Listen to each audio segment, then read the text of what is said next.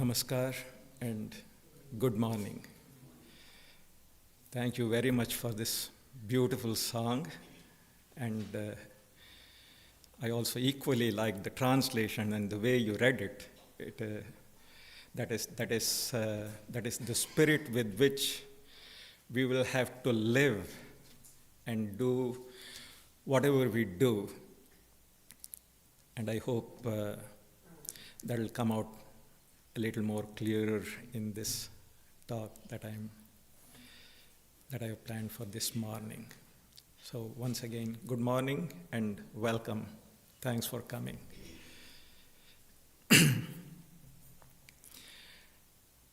The subject of our discussion this morning is, each is great in their own place. These are words that we hear every now and then. It is something easily said. But the question is, how are we great in our own place? What is it that can make each of us really great where we are?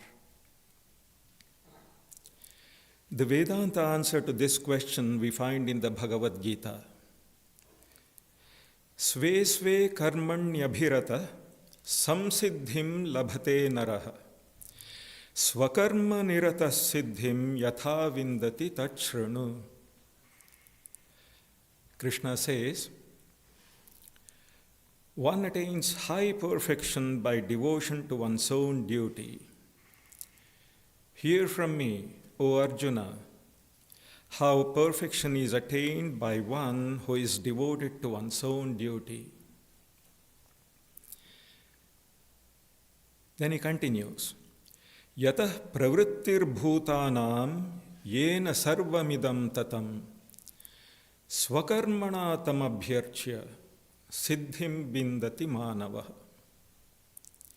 By worshipping him from whom all beings proceed, and by whom the whole universe is pervaded, by worshipping him through the performance of one's own duty, does one attain perfection. This is what Sri Krishna says towards the end of the Gita, in the very last chapter. Today's talk provides us an opportunity to explore this great idea. Let us begin with a passage from Swami Vivekananda's Karma Yoga. It'll be a very good introduction to the subject. In that little book, Karma Yoga, there's a very important chapter whose title, as you see, I borrowed for this talk, Each is Great in His Own Place. There, Swamiji writes, every individual should take up their own ideal and endeavor to accomplish it. That is a surer way of progressing than taking up other people's ideals, which one can never hope to accomplish. For instance, we take a child and at once give it the task of walking 20 miles. Either the little one dies, or 1 in 1,000 crawls the 20 miles to reach the end exhausted and half dead. That is what we generally try to do with the world. Not all the men and women in any society are of the same mind, capacity, or power to do things. They must have different ideals, and we have no right to sneer at any ideal. Let everyone do the best they can to realize their own ideal. It is not right that I should be judged by your standard or you by mine. The apple tree shouldn't be judged by the standard of the oak, nor the oak by that of the apple. To judge the apple tree you must take the apple standard, and for the oak, its own standard. The different individual characters and classes of men and women are natural variations in creation. Therefore, we ought not to judge them by the same standard or put the same ideal before them. Our duty is to encourage everyone in their struggle to live up to their own highest ideals and strive at the same time to make those ideals as near as possible to the truth. The life of every individual, according to the Hindu scriptures, has its peculiar duties apart from those that are common to humanity. The Hindu begins life as a student. Then he marries and becomes a householder. In old age, he retires. And lastly, he gives up the world and becomes a sannyasi. To each of these stages of life, certain duties are attached. None of these stages is intrinsically superior to another. Swamiji is writing these words. The life of a married man is quite as great as that of the celibate who has devoted himself to religious work. The scavenger in the street is quite as great and glorious as the king on his throne. Take the king off his throne and make him do the work of a scavenger and see how he fares. Take up the scavenger and see how he will rule. It is useless to say that those who live outside the world are greater than those who live in the world. It is much more difficult to live in the world and worship God than to give it up and live a free and easy life. The four stages of life in India have in later times been reduced to two: that of the householder and that of the monk. The householder marries and carries on his duties as a citizen. The duty of the other is to devote his energies wholly to religion, to preach and to worship God. The householder is the basis, the prop of the whole society. He is the principal earner. The poor, the weak, and the children who don't work all live upon the householder. So there must be certain duties that he has to perform, and these duties must make him feel strong to perform them and not make him think that he is doing things beneath his ideal. At the same time, he must struggle hard to acquire these things. First, knowledge, and second, wealth. It is his duty, and if he doesn't do his duty, he is nobody. A householder who doesn't struggle to get wealth is immoral. If he is lazy and content to lead an idle life, he is immoral because upon him depend hundreds. If he gets riches, hundreds of others will thereby be supported. Acquiring wealth in such a case is not bad, because that wealth is for distribution. The householder is the center of life and society. It is a worship for him to acquire and spend wealth nobly. For the householder who struggles to become rich by good means and for good purposes, he is doing practically the same thing for the attainment of salvation as the monk does in his cell when he is praying. These are priceless words. For in them we see only the different aspects of the same virtue of self-surrender and self-sacrifice, prompted by the feeling of devotion to God and to all that is his. If a person retires from the world to worship God, he or she must not think that those who live in the world and work for the good of the world are not worshipping God. Neither must those who live in the world for wife and children think that those who give up the world are low vagabonds. Each is great in his own place. After saying this, Swamiji illustrates the idea with a most moving story. It's a 3-page long story. I could have narrated it myself here, but that would take some time. And I didn't want to mar the effect of that story by paraphrasing or abridging Swamiji's version. So when you are back home, please make it a point to take some time and to read the story yourselves. Never mind if you don't have the book, it's available online for free, so you must read it. Anyhow, that was a fairly lengthy quote from Swami Vivekananda. With those words of Swamiji in the background, we can now begin our exploration.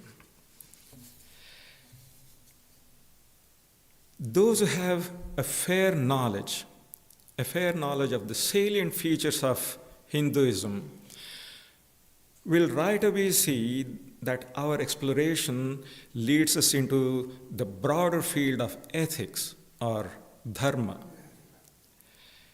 As students and followers of Vedanta, our highest spiritual goal is to transcend the limitations of individuality and realize our identity with the Supreme Being. So life in this phenomenal world has to be looked upon as a bridge. We have to pass over this bridge in order to reach our destination.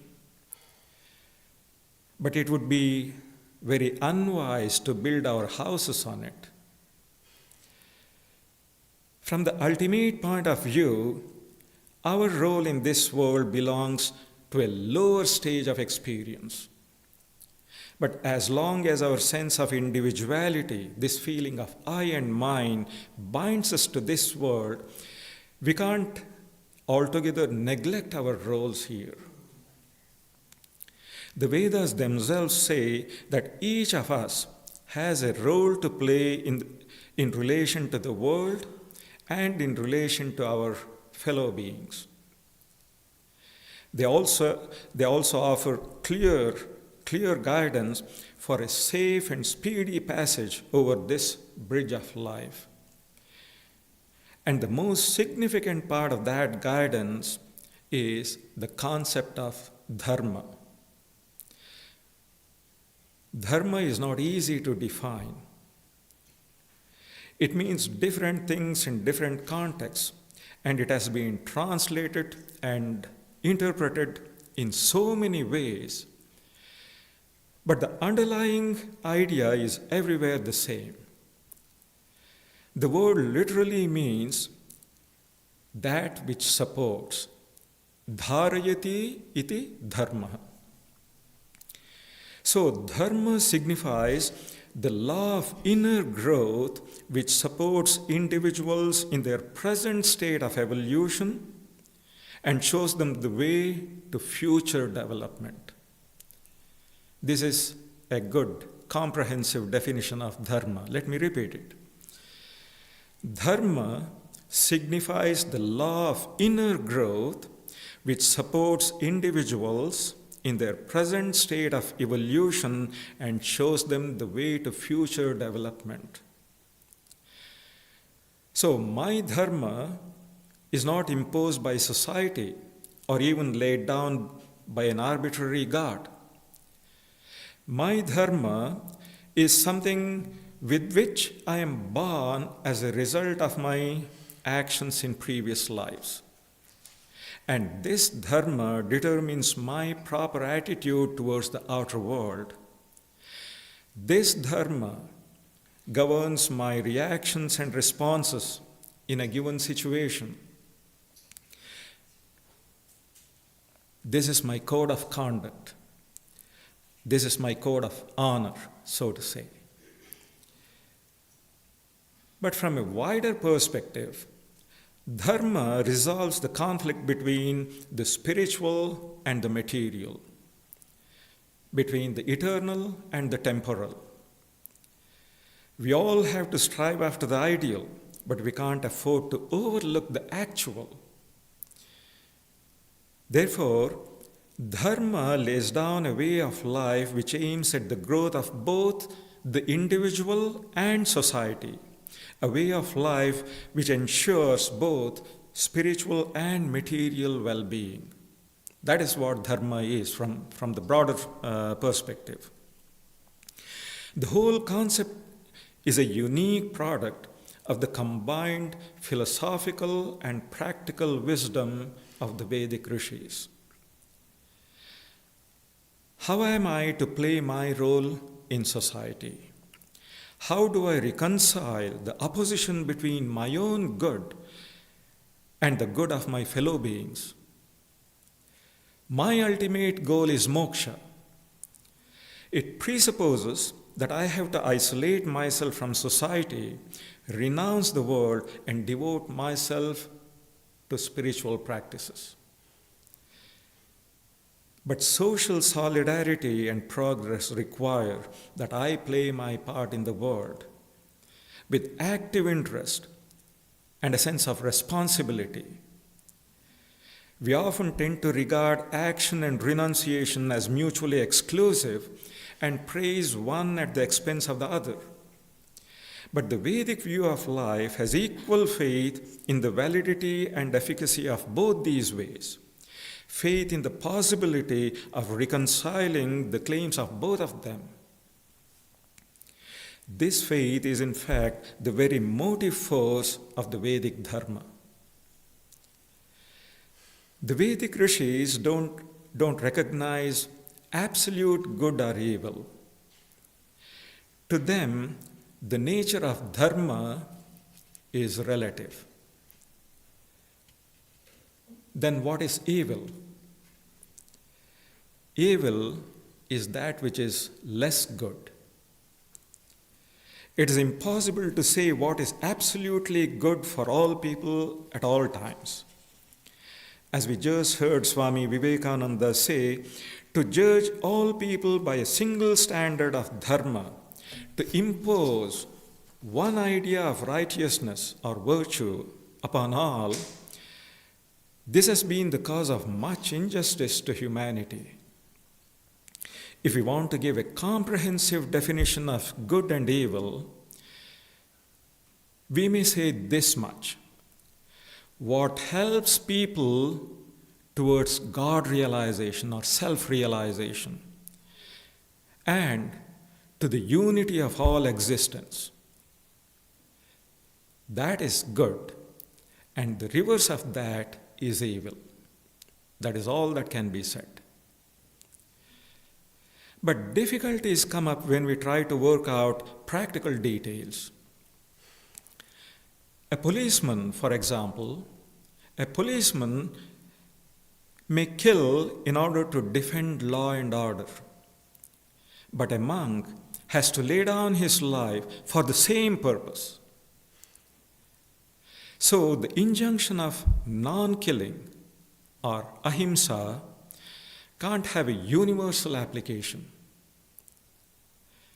That is why it says in the Gita, Shreyan svadharmo viguna paradharmat swanushthitat svabhavaniyatam karma kurvan na apnoti kilbisham.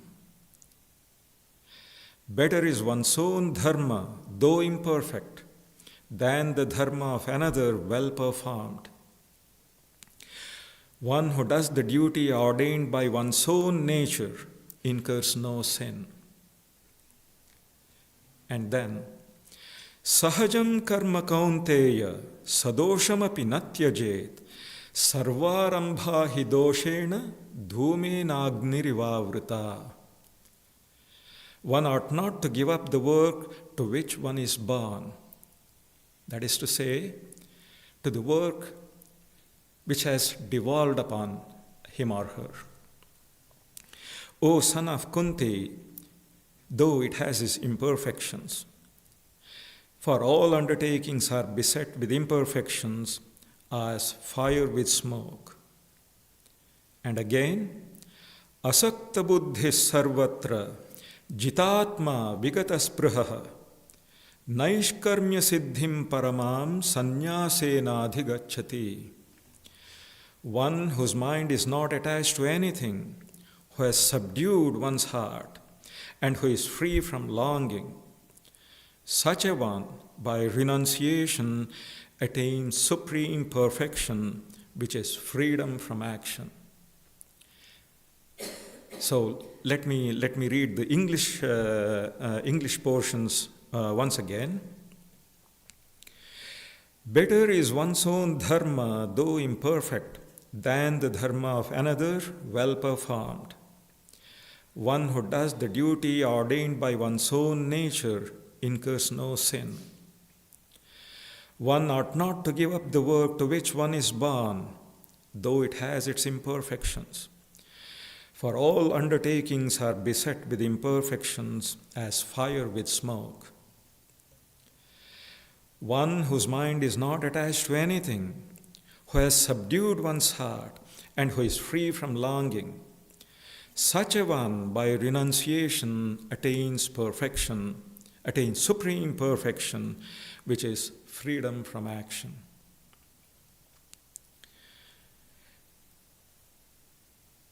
The fact is, it is in God alone that all duties and values of life find their final fulfillment.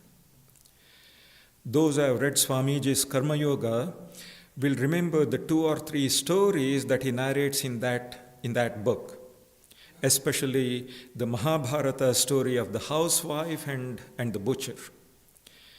Following their respective dharmas, a humble housewife and an untouchable butcher realized the highest truth and became teachers of Brahma Jnana. You can make note of this. You can read this story also. The Vedic rishis also knew full well that the life of exclusive contemplation is as full of dangers as the life of exclusive action. So the ideal we find in many of the important Hindu scriptures is a synthesis of these 2 ways of life. They have to be synthesized in such a manner that the one does not become an obstacle to the other. Both should help us in achieving the twin objects of Atmano Mokshartham Jagadhitaya cha, welfare of the world and the liberation of the individual. Now, this twin ideal, resulted in the doctrine of the 4 Purusharthas, the 4 ends or goals of human life. We human beings have a complex personality, and this personality seeks expression through 4 main channels: our basic urges and natural desires, our craving for property and power, our social aims and goals, and our spiritual aspirations. So these are our 4 ends. An aesthetic expression of our instincts and desires, that is kama. Material prosperity, artha. An ethically sound life, dharma, and a spiritually free life, moksha. As you can readily see, of these, the first three, artha, kama, and dharma, are worldly values related to our empirical life. The fourth is called the supreme value, parama purushartha, and that is related to our spiritual life, moksha. The fulfillment of the first three in the right manner naturally leads to the fourth. It is only when we are able to properly correlate these four purusharthas that we can have a truly integrated personality and live an essentially full life. We have to regulate kama and artha by dharma and subordinate all three, artha, kama, and dharma, to the ultimate end of moksha. We've actually discussed this subject in great detail in a couple of our past lectures. I don't readily recall the titles. The Journey of Life or The Highway of Life or something like that. There were a couple of lectures on that. Anyhow, dharma we already know to be the basis of both individual progress and social welfare. Artha, wealth, is also legitimate. Money is indispensable. A man of the world without money is a failure. He can't keep his body and soul together properly. What to speak of supporting a family or serving others? Money is needed to build all the institutions and amenities that distinguish a civilized society from a primitive one. Money gives leisure, which is an important factor in the creation of culture. But artha must be earned according to dharma. Otherwise, it makes people greedy and cruel. Then the third legitimate desire is kama, or enjoyment of sense pleasure. This covers a vast area and includes appreciation of art, music, and poetry. Life becomes dull unless one cultivates aesthetic sensitivity. But again, kama, when it is not pursued according to dharma, quickly degenerates into sensuality. So, kama is not an end in itself. Both artha and kama are only means to an end. They are valuable only if their enjoyment creates a longing for moksha, or spiritual freedom in our mind. For that matter, even dharma, what is generally understood as duty, even dharma for its own sake is empty and dry. It's a worthy end only as long as it helps the soul attain its spiritual goal. We human beings are essentially spiritual. We cannot be permanently satisfied with worldly experiences. Enjoyment of desires will show us that desires cannot be satisfied by enjoyment. Nor can we attain our divine stature through mere ethics and morality. Charity to others may cure my selfishness, but it cannot quench the thirst of my soul. After fulfilling all our worldly duties and desires, we will still be unable to suppress our inner restlessness for freedom and peace. So at last, we give up attachment to the world and seek moksha. It's a marvelous concept, this whole concept of the Purusharthas. The Vedic rishis recognize these four legitimate and basic desires of human beings. And that is why they themselves had a healthy, affirmative attitude towards life. It is this doctrine of the four Purusharthas that provides the rationale behind the varnashrama dharma. This is the best possible explanation for the Vedic theory and the practice of organizing our individual and social existence. So now we are in a position to explore the concept of varnashrama dharma, which happens to be one of the pillars on which the Vedic way of life was founded. According to the Vedas, individual and collective life should be so organized that the four Purusharthas may all be realized. On the individual level, the pattern is known as the four stages of life, ashrama dharma. And the plan for social organization is the class system, the varna dharma.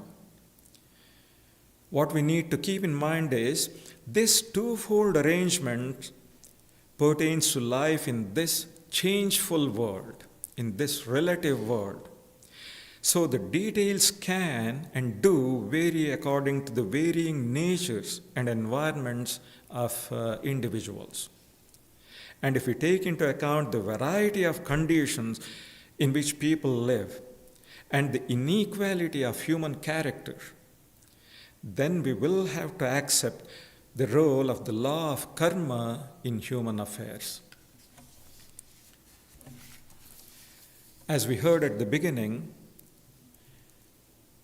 our phenomenal life is a bridge to the eternal, a journey to the shrine of truth. This journey is marked by four stages, each with its own duties and responsibilities. And each stage provides the individual the necessary opportunities to meet these obligations. And these obligations are held to be sacred. But it is not only about duties and obligations and responsibilities. Each stage, this is important, each stage also gives ample chance for the fulfillment of all legitimate aspirations of a normal person. There is a sound reason for that. When legitimate desires are unnaturally suppressed, it often leads to an unhealthy state of body and mind, which unnecessarily blocks the way to further spiritual progress and delays the attainment of moksha. How wise these Vedic rishis were. And that wisdom came from experience, from their long experience. This whole concept of varnashrama dharma and the Purusharthas must have taken ages to take this final shape. The first stage of life, that of studentship, is devoted to the achievement of the three main goals of that period: acquisition of knowledge, building of character, and preparation for shouldering future responsibilities. That is what students learn during this period, during their period of studentship. Acquiring knowledge, building up character, and preparing themselves for shouldering future responsibilities. Students live with a teacher in a forest retreat, lead an austere life, conserve their energies, and keep themselves clean in thought, word, and deed. They show respect to elders and teachers.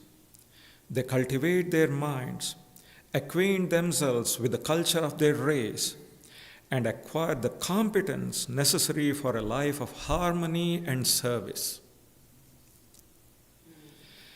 With marriage, a person enters the second stage, that of the householder. This is the stage that is glorified in Hindu literature as the most important because it offers the best scope for actualizing the three Purusharthas, the first three Purusharthas, Dharma, Artha, and Kama. That is why it is even called the sacred field for all achievements. Karma Kshetra is Dharma Kshetra. Marriage is first of all a sacrament, a religious duty, and not a contract. It implies a perfect biological, psychological, moral, and spiritual union of husband and wife. So, romance is not the whole of married life. Married life should never be used as a compromise for weakness of any kind. That would be sinful. The real significance of marriage is that it marks the beginning of a more responsible and purposeful life. Husband and wife are joined for life by sentiments of love, loyalty, and devotion to one another. This is how they become partners in spiritual progress, and the family becomes a training ground for practicing unselfishness. Joys and sorrows are shared. There's a feeling of identity of interest and a willingness to subordinate one's own interests to those of the family. That means sacrifice is the key to familial harmony. Such householders are the foundations of any good society. They are fit for the larger communal life. They are the teachers, administrators, business people, and workers. But among them, there are many whose interests and capacities surpass ordinary family affairs. They are people of initiative and enterprise, and they are the motive force of any society. They may be ambitious to acquire wealth and enjoy pleasures, but the spirit of sacrifice and service that underlies their actions, that is what makes these householders' lives a most elevating one. Then, when a person has lived a full and fruitful life as a householder, gradually the pleasures and excitements of life begin to appear stale. It happens naturally. Physical needs are reduced to a minimum. One naturally begins to think of withdrawing from active life. This is the third stage, the stage of retirement. One may not play an active role in society, but without imposing oneself on the community, one places at its disposal the rich experience one has gathered during a long, active life. This is also a time when one can devote oneself much more to study, introspection, and spiritual practice, which may not have been possible during their busy lives as householders. Finally comes the last stage, when the mind is not inclined to continue even this partial and passive association with worldly affairs. The call of the eternal becomes irresistible. One breaks all bonds, completely renounces the world, and embraces the monastic life.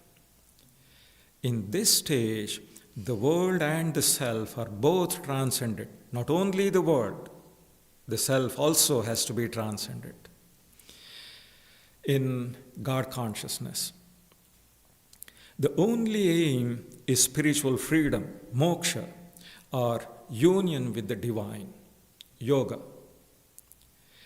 It was for the realization of this supreme goal that one had disciplined and prepared oneself all one's life, all through the other stages. This movement of life has been very beautifully compared to the movement of the sun. This I heard, I don't remember the Sanskrit, it's a very beautiful Sanskrit verse, but I can only remember the meaning. At dawn, the sun rises from below the horizon, and as the morning progresses, it goes on radiating heat and light till it reaches the zenith at midday. During the afternoon, it goes down, gradually withdrawing its light and heat. And at dusk, it sinks below the horizon, a mass of radiance to illumine other regions. It was beautiful, really. If you have watched sunset on the seaside, it is a mass of radiance. And look at the idea. Such a person's soul, it is not that it is extinguished. It goes to the region of the gods to illumine their world. Yeah. To illumine other regions. So, this is how an individual's personal life can be organized on a dharmic basis under the 4 ashramas. Similarly, our social life can also be organized on a dharmic basis, and that is under the 4 varnas or classes. Just like the ashrama system, the origin of this system too is in the Vedas. Any well-developed society can be divided into 4 major classes of people, determined by their actions and qualities. The intellectual spiritual class, the ruling class, the agricultural and commercial class, and the laboring class. Generally, the first group, the intellectual and spiritual class, consists of a small number of select individuals, and the vast majority of people make up the last group. In the Vedic view, the basis of this class system is the inborn inequality of individuals. Inborn inequality. This is a matter of fact. Each is great in their own place doesn't mean that all are born equal. If we ignore this obvious fact, then we have a so-called secular classless society with equality on the level of the laborer. But the Vedic system aims at creating equality by raising everybody to the intellectual and spiritual class. That is a huge difference.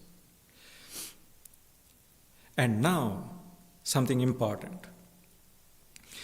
The hierarchy of the Vedic system is determined, this is very important.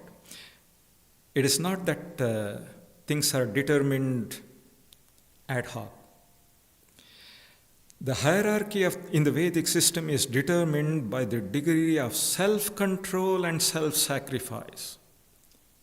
Self-control and self-sacrifice, and by the degree of intellectual and spiritual attainments.